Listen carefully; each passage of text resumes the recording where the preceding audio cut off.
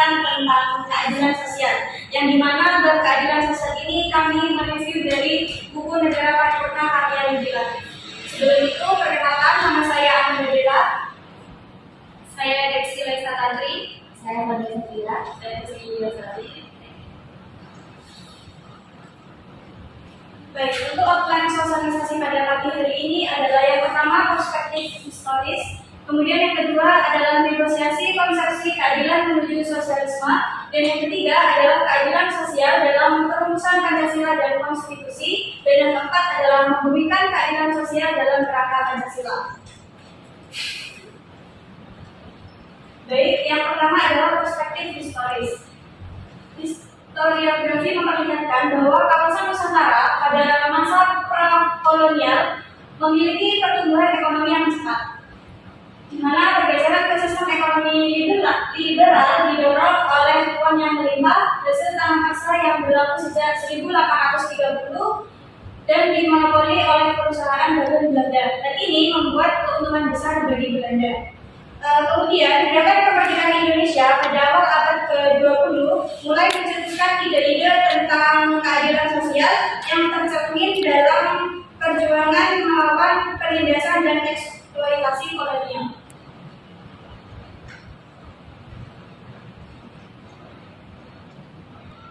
Jadi selanjutnya ada negosiasi konsepsi keadilan menuju sosialisme. Jadi pada bab yang kali ini, kapitalisme yang timbul dari asas-asas liberal yaitu seperti penjajahan Belanda dan Jepang tersebut menimbulkan adanya perpecahan yaitu antara dua kelompok, yaitu antara kelompok pribumi dan kalangan intelijensia. Akan tapi walaupun perjuangan bangsa Indonesia dihambat akibat adanya perselisihan antara dua kelompok tersebut, pada akhirnya mereka mendapatkan titik yang menjadi satu tujuan, dibuat Rakyat Serikat Demokrasi Indonesia.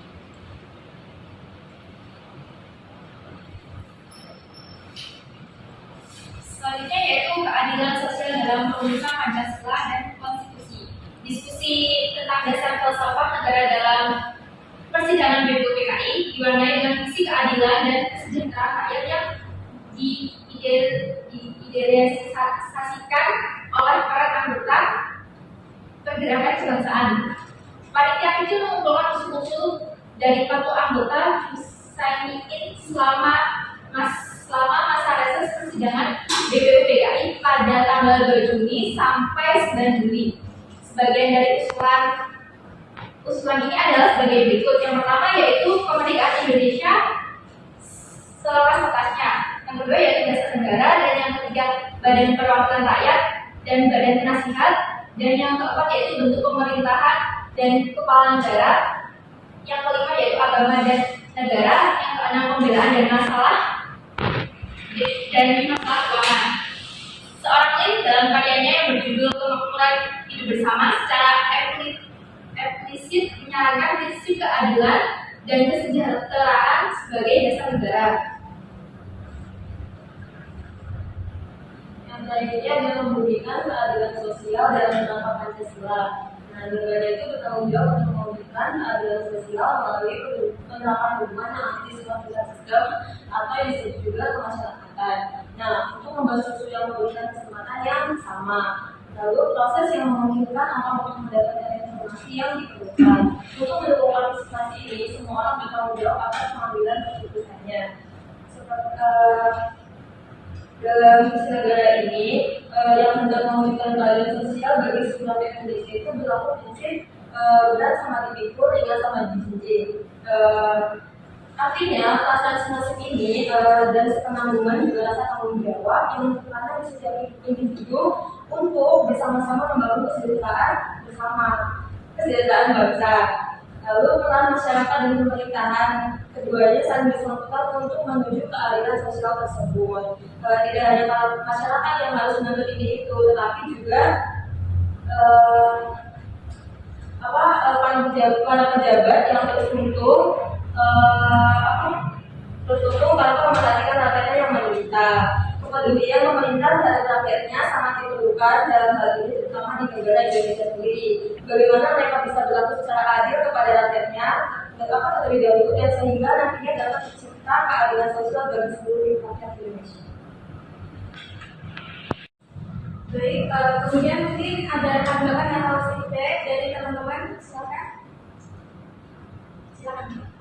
Saya mau bertanya bagaimana implementasi keadilan sosial dalam kerangka Pancasila. Jadi ingin menjawab pertanyaan.